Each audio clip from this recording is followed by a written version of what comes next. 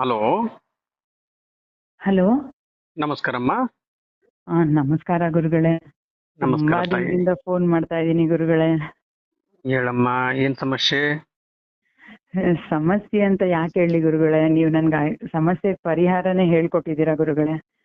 ಮಾತಾಡಿದಿನ ಇದಕ್ಕಿಂತ ಮುಂಚೆ ರಥವನ್ನು ತಿಳಿಸ್ಕೊಟ್ಟಿದ್ದೀನ ನಾನು ನಿಮ್ಗೆ? ಮಾತಾಡಿದ್ದೀರಾ ಗುರುಗಳೇ, ವ್ರತನೂ ತಿಳಿಸ್ಕೊಟ್ರಿ. ನಾನ್ ನಿಮ್ಗೆ ಒಂದೆರಡು ಮೂರು ಕೋರಿಕೆ ಕೇಳಿದ್ದೆ, ಹಾ. ಇದೆಲ್ಲ ಈಡೇರುತ್ತೆ, ನೀನ್ ತುಂಬಾ ಚೆನ್ನಾಗಿರ್ತೀಯ ಹೋಗಮ್ಮ ಅಂತ ನೀವ್ ಹೇಳಿದ್ರಿ.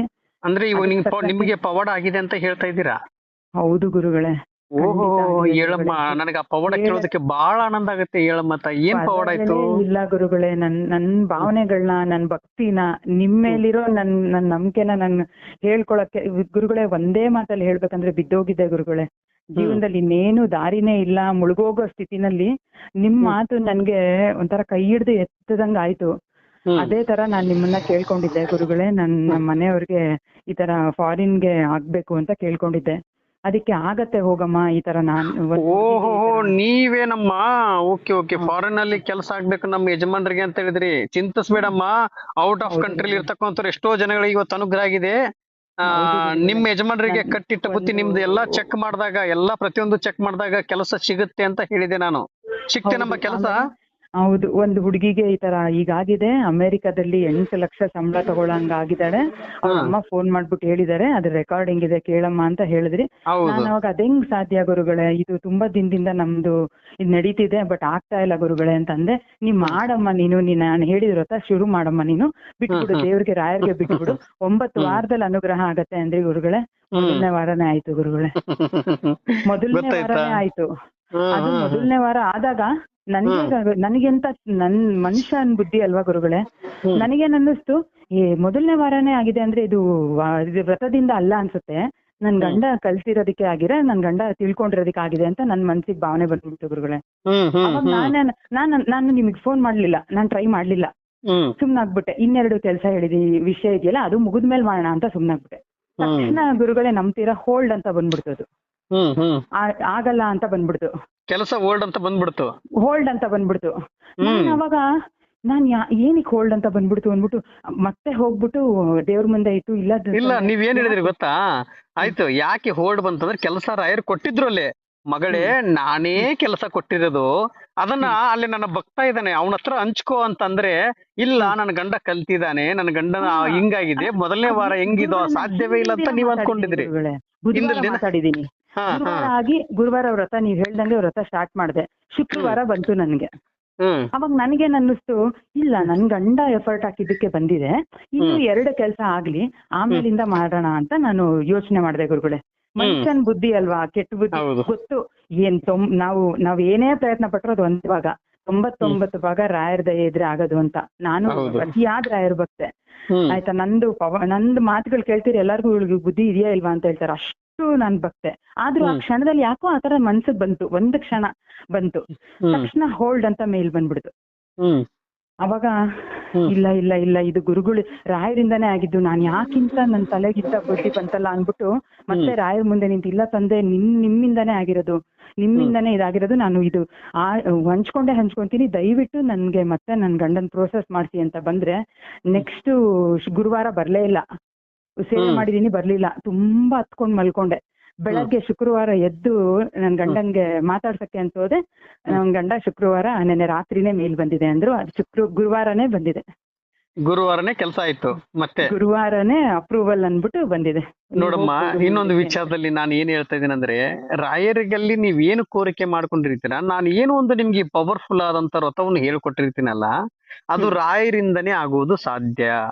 ಅದು ರಾಯರಿಂದನೇ ಆಗಿರುತ್ತೆ. 1ನೇ ವಾರ ಆಗ್ಲಿ, 2ನೇ ವಾರ ಆಗ್ಲಿ, 3ನೇ ವಾರ ಆಗ್ಲಿ. ಯಾಕೆ 1ನೇ ವಾರದಲ್ಲಿ ಆಯ್ತು ಅಂದ್ರೆ, ನಿನ್ನ ಕರ್ಮಗಳು ಬೇಗ ಕಳೆದೋಯ್ತು. ಹೌದು ಗುರುಗಳು. ಮತ್ತೆ ರಿಟರ್ನ್ ನೀನು ಅದನ್ನ ತಿಳಿಸ್ಕೊಡು ನನ್ನ ಭಕ್ತನಿಗೆ. ಯಾಕಂದ್ರೆ ನಾನು ಬೃಂದಾವನದಲ್ಲಿ ಕುಳಿತುಕೊಂಡು ಪ್ರತಿಯೊಬ್ಬ ನನ್ನ ಮಕ್ಕಳಿಗೂ ನಾನು ಅನುಗ್ರಹ ಮಾಡುತ್ತಾ ಬೃಂದಾವನದಲ್ಲಿ ಕುಳಿತಿರ್ತೀನಿ. ನಾನು ದೇವರಲ್ಲಿ ಜಪ ಮಾಡುತ್ತಾ ಕುಳಿತಿರ್ತೀನಿ. ಮಗಳೇ, ನನಗೆ ಮಾತಾಡುವುದಕ್ಕೆ ಆಗುವುದಿಲ್ಲ.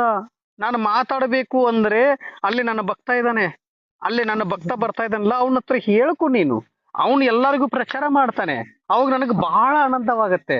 ಎಷ್ಟೋ ಜನಗಳು ನೋಡಿದವರು ರಾಯರಿದ್ದಾರೆ ಅಂತ ಒಂದು ಕಮೆಂಟ್ ಏನ್ ನಾವು ಮಾಡ್ತೀವಲ್ಲ ತಾಯಿ, ಹೌದು ನಮ್ಮ ಗುರುಗಳೇ. ಧ್ವನಿ ಮುಖಾಂತರದಲ್ಲಿ ರಾಯರಿದ್ದಾರೆ ಅಂತ ಹೇಳ್ದಂಗಾಗತ್ತೆ, ಕೈಯಿಂದ ಬರ್ದಂಗಾಗತ್ತೆ, ಅದು ಹೌದು ರಾಯರಿಗೆ ಗುರುಗಳೇ. ಸಲ್ದಂಗಾಗತ್ತೆ.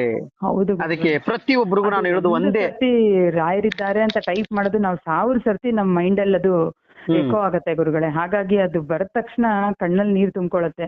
ಹೌದು, ಎಲ್ಲದಕ್ಕಿಂತ ಹೆಚ್ಚಾಗಿ ಹೇಳ್ಬೇಕಂದ್ರೆ ಗುರುಗಳೇ, ನನ್ನನ್ನ ಇವತ್ತು ನಾನು ಉಸಿರಾಡ್ತಿದ್ದೀನಿ ಅಂದ್ರೆ ನಿಮ್ದು ಒಂದೇ ಒಂದು ಮಾತು, ನಿಮ್ಮ ನೀವು ನನಗೆ ಕೊಟ್ಟಿದ್ದ ಧೈರ್ಯ ಅಷ್ಟೇ ಗುರುಗಳೇ. ಇಲ್ಲ ನೀವು ಏನಮ್ಮ? ಹೇಳಿದೀರಾ ನಾನು ಬದುಕ್ತೀನಿ, ಇಲ್ಲ ನಾನು ಹೇಳಿದೀರಾ ನಿಮ್ಮಿಂದ ನಾನು ಬದುಕ್ತೀನಿ ಅಂತ ನಾನು ಅನ್ಕೊಂಡೆ ಗುರುಗಳೇ. ಇವತ್ತು ಅದೇ ಹೇಳಿದ್ನಲ್ಲ, ಮುಳುಗಿ ಇನ್ನೇನು ಜೀವ ಹೋಗ್ತಿದ್ದಕ್ಕೆ ಕೈ ಹಿಡಿದು ಎತ್ತದಂಗಾಗಿ ಇವತ್ತು ನನ್ ಗಂಡಂಗೆ ಫಾರಿನ್ ನಲ್ಲಿ ಇದಾಯ್ತು. ಮತ್ ಇನ್ನೂ 2 ಕೋರಿಕೆ ಕೇಳಿದ್ದೆ. ಅದ್ ಏನು ಪವಾಡ ಆಗಿದೆಯೋ ಗೊತ್ತಿಲ್ಲ, ಅದು ಆಗ ತರ ಎಲ್ಲಾ ತರಾನು ಸಿಂಪ್ಟಮ್ಸ್ ಆಗೋಗಿದೆ.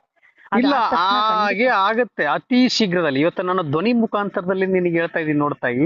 ತಾಯಿ, ಒಂದು ವಿಚಾರದಲ್ಲಿ ನೀನ್ ಯಾರಮ್ಮ, ನೀನ್ ಯಾರು, ನಾನ್ ಯಾರು, ನಿನಗ್ ಒಳ್ಳೇದಾಗ್ಲಿ ಅಂತ ನಾನು ಯಾಕೆ ಬಯಸ್ಬೇಕು? ಇವತ್ತು ಮನುಷ್ಯನ ಜನ್ಮ ನಾನೊಬ್ಬ ಸ್ವಾರ್ಥವಾಗಿ, ಅಂದ್ರೆ ಸ್ವಾರ್ಥಿ ನಾನೊಬ್ನ ಚೆನ್ನಾಗಿದ್ರೆ ಸಾಕು, ಬೇರೆಯವ್ರು ಹೆಂಗಿದ್ರೆ ಏನು ಪರವಾಗಿಲ್ಲ ಅನ್ನುವಂತ ಜಾಗದಲ್ಲಿ ಇದ್ದಂತ ಸ್ಥಳದಲ್ಲಿ ನಾವು ಇವಾಗ ಇದೀವಿ. ಆದ್ರೆ ಇವತ್ತು ನನಗೇನ್ ಕೊಟ್ಟಿದ್ದಾರೆ ರಾಯರು? ಎಲ್ರು ನಿನ್ನ ತಾಯಿಂದಿರೋರು, ಅವ್ರೆಲ್ಲ ನಿನ್ನ ಅಕ್ಕ ತಂಗಿಂದಿರೋ, ನಿನ್ನ ತಾಯಿ, ನನ್ನ ಮಕ್ಕಳು ಏನು ಒಂದು, ಯಾಕಂದ್ರೆ ನಾನು ಅವ್ರಿಗೆ ಮಾತಾಡಿ ಧೈರ್ಯ ಹೇಳುವಷ್ಟು ಶಕ್ತಿ ನನ್ನಲ್ಲಿ ಇಲ್ಲ. ನಾನು ದೇವರಲ್ಲಿ ಜಪ ಮಾಡುತ್ತಾ ಕುಳಿತಿರ್ತೀನಿ, ಅವ್ರು ನಿನ್ನ ಹತ್ಕೊಂಡು ಯಾರು ನಿನ್ನ ಹತ್ರ ಬರ್ತಾರೆ ಅವ್ರ ಕಣ್ಣೀರನ್ನು ಒರೆಸೋ ಶಕ್ತಿ ನಿನ್ನಲ್ಲಿ ನಾನು ತುಂಬ್ತೀನಿ, ಅವ್ರ ಕಣ್ಣೀರನ್ನು ಒರೆಸು ನೀನು ಅಂತ ಹೇಳಿದ್ದಾರೆ. ಅದಕ್ಕೆ ಇವತ್ತು ನನ್ನ ಜೀವನವನ್ನು ಗುರು ರಾಘವೇಂದ್ರ ಸ್ವಾಮಿಯವರಿಗೆ ಮುಡುಪವಾಗಿ ಇಟ್ಟಿದ್ದೀನಿ. ಅಂದ್ರೆ ನಾನು ನಿಮ್ಮೆಲ್ಲರಿಗೂ ನಿಮ್ಮ ಪ್ರೀತಿ ವಿಶ್ವಾಸ ಗೆಲ್ಬೇಕು ನಾನು. ಯಾಕಂದ್ರೆ ನನ್ನ ತಾಯಿ ನಗು ಮುಖ ನೋಡ್ಬೇಕು ನಾನು. ಹೌದು ಗುರು. ನನಗೆ ಒಬ್ಳೇ ತಾಯಿ ಅಲ್ಲ, ನನಗೊಬ್ಳೇ ತಾಯಿ ಅಲ್ಲ, ಇಡೀ ದೇಶದಲ್ಲಿರ್ತಕ್ಕಂಥ ಎಲ್ರು ನೀವು ನನ್ನ ತಾಯಿಂದಿರು. ನಿಮ್ಮ ಧ್ವನಿ ಮುಖಾಂತರ ನೋಡಿದಾಗ ನೋಡಿ, ಇವತ್ತ ಫಾರಿನ್ ನಲ್ಲಿ ನನಗೆ ಕೆಲಸ ಆಯ್ತು ಅಂತ ಹೇಳ್ತಾ ಇದ್ದೀರಲ್ಲ ತಾಯಿ, ಹೌದು ಗುರುಗಳೇ. ಅದು ನನಗೆ ಬಹಳ ಆನಂದ ಆಯ್ತು, ಬಹಳ ಖುಷಿ ಆಯ್ತು. ಅದ್ ನನ್ಗೆ ಎಷ್ಟು 1000 ಜನ ಕೇಳಿದೀನಿ ಅಂದ್ರೆ, ಹೇಳುವಾಗ ನನ್ಗೆ ಎಷ್ಟು ರೋಮಾಂಚನ ಆಗತ್ತೆ ಅಂದ್ರೆ, ಯಾರು ನಂಬ್ತಾರೋ ಬಿಡ್ತಾರೋ, ನಾನು ಹೇಳ್ಬೇಕು ಹೇಳ್ತಾ ಇದೀನಿ. ಕಡೆಗೆ ನಿಮ್ಗೆ ತುಂಬಾ ಸರ್ತಿ ಪ್ರಯತ್ನ ಪಟ್ಟೆ, ಅಂತೂ ಇಂತೂ ಇವತ್ತು. ಇನ್ನೊಂದು ವಿಚಾರದಲ್ಲಿ ನನ್ನ ಲೈನ್ ಸಿಗಬೇಕಂದ್ರೆ ತಾಯಿ, ಅವ್ರ ಕರ್ಮಗಳು ಕಳೆದೋದ್ರೆ ಮಾತ್ರ ಸಿಗುದು. ಹೌದು, ನಾನು ಸತ್ಯವಾಗ್ಲೂ ಹೇಳ್ತಾ ಇದ್ದೀನಿ. ನನ್ನ ಫೋನ್ ರಿಸೀವ್ ಆದ್ರೂ ರಿಂಗ್ ಆದ್ರೂ ಅವ್ರು ರಿಸೀವ್ ಮಾಡಕ್ ಆಗಲ್ಲ. ಯಾಕಂದ್ರೆ ರಾಯರ್ ಸೂಚನೆ ಕೊಟ್ಟು ಬಿಟ್ಟವ್ರೆ, ರಿಸೀವ್ ಆದ್ರೂ ಅವ್ರ ಕರ್ಮ ಇನ್ನೂ ಹಾಗೆ ಇದೆ, ಬಿಟ್ಬಿಡು ಅಂತ ಹೇಳ್ತಾರೆ. ನಾನು ರಿಸೀವ್ ಮಾಡಕ್ ಹೋಗಲ್ಲ. ಆದ್ರೆ ಒಂದು ಸಲ ರಿಸೀವ್ ಮಾಡಿದ್ರೆ ಅವ್ರ ಕರ್ಮಗಳು ಕಳೆದು ಹೋಯ್ತು. ಹೌದು ಗುರುಗಳೇ. ಅದಕ್ಕೆ ತಾಳ್ಮೆ ಇರ್ಬೇಕು, ಮನುಷ್ಯನಿಗೆ ತಾಳ್ಮೆ ಇರ್ಬೇಕು. ನೀವು ನನಗೆ ಎಷ್ಟು ಸಲ ಫೋನ್ ಮಾಡಿದ್ದೀರ ತಾಯಿ ಅಂದಾಜು? ಅಯ್ಯೋ, ಅಂದಾಜು ಎಷ್ಟು? ನಿಂತಾಗ, ಕೂತಾಗ, ಮಲ್ಗದಾಗ, ಎದ್ದಾಗ ಎಲ್ಲ ಸುಮ್ನೆ ಮಾಡ್ತಾ ಇರ್ತೀನಿ. ಯಾವಾಗಾರು ಸಿಗತ್ತೇನೋ. ಅಂದಾಜು ನನಗೆ ನೀವು ಒಂದು ಕರೆ ಮಾಡ್ತಾ ಇರೋದು ನನ್ನ ಅನಿಸಿಕೆಗೆ ಒಂದು 600-500 ಆಗಿರ್ಬೋದಾ? ಹೆಚ್ಚಾಗಿರ್ಬೋದ? ಒಂದ್ 2000 ಆಗಿರತ್ತೆ. 2000?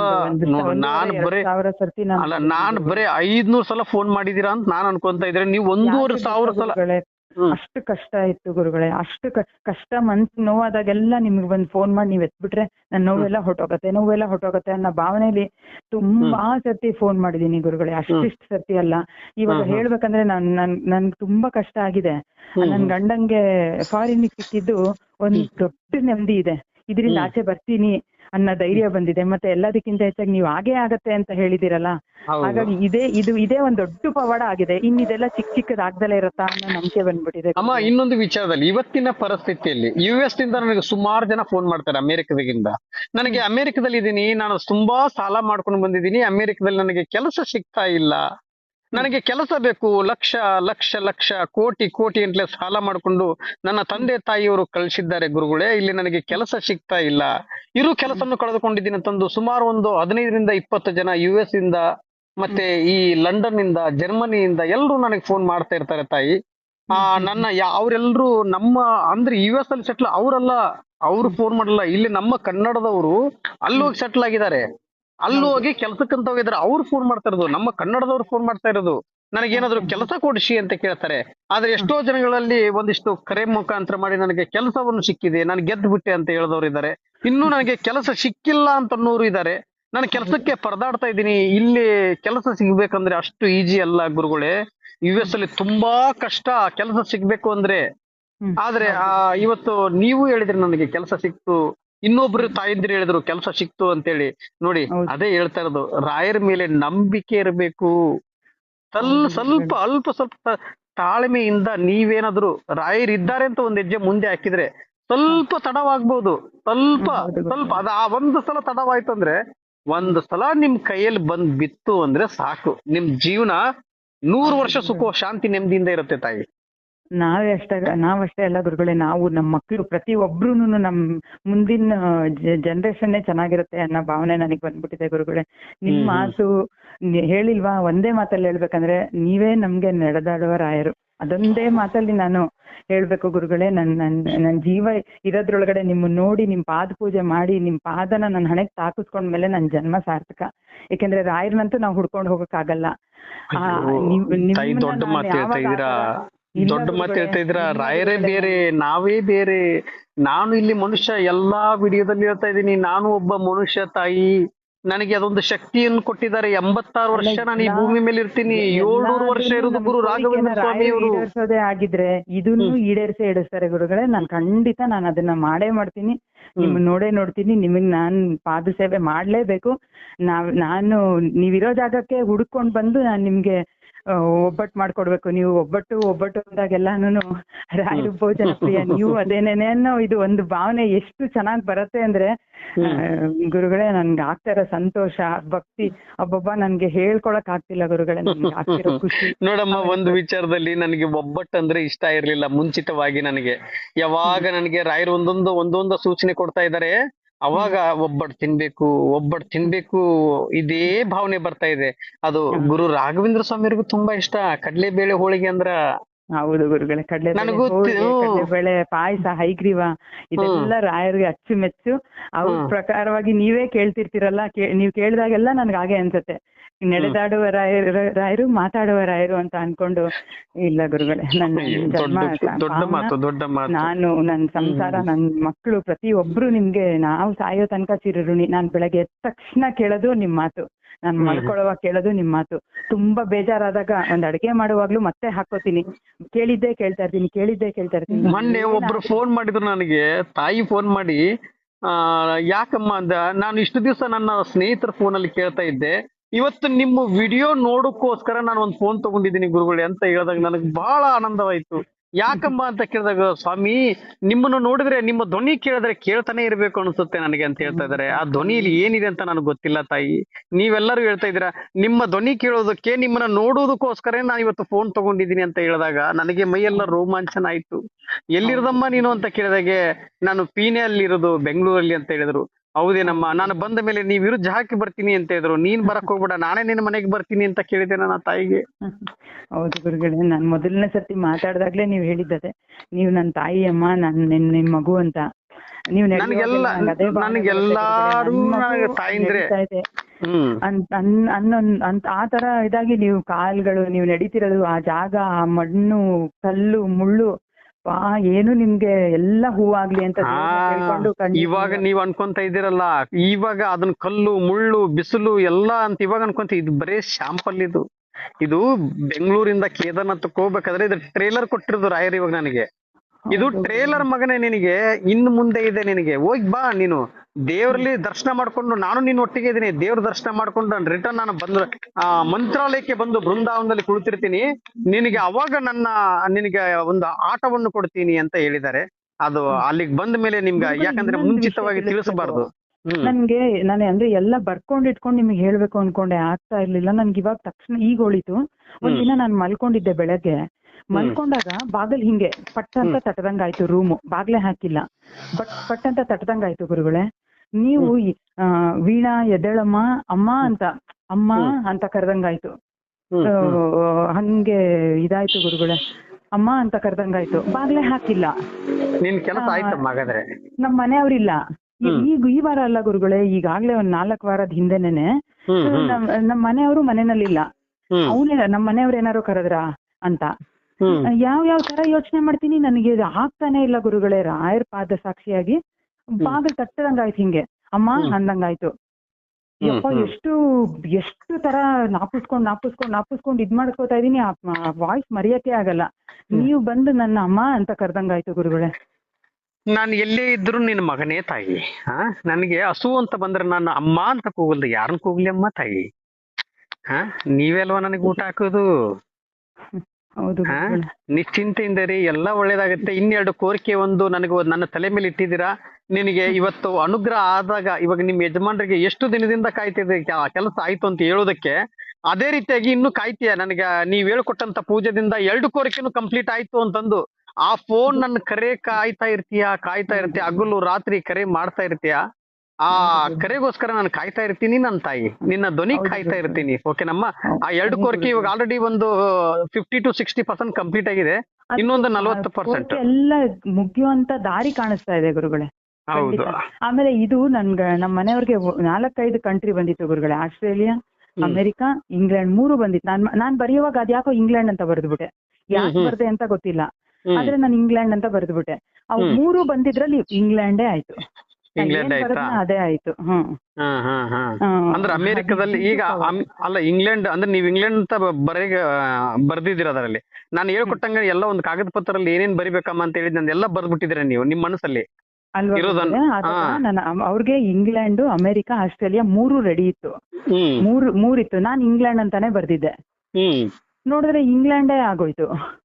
ಅದು ತುಂಬಾ ದೊಡ್ಡ ಆಶ್ಚರ್ಯ. ಆಮೇಲೆ ಇವತ್ತಾಗಿದ್ದಲ್ಲ, ತುಂಬಾ ದಿನಗಳಿಂದನೂ ಪೆಂಡಿಂಗ್ ಇದ್ದಿದ್ದು.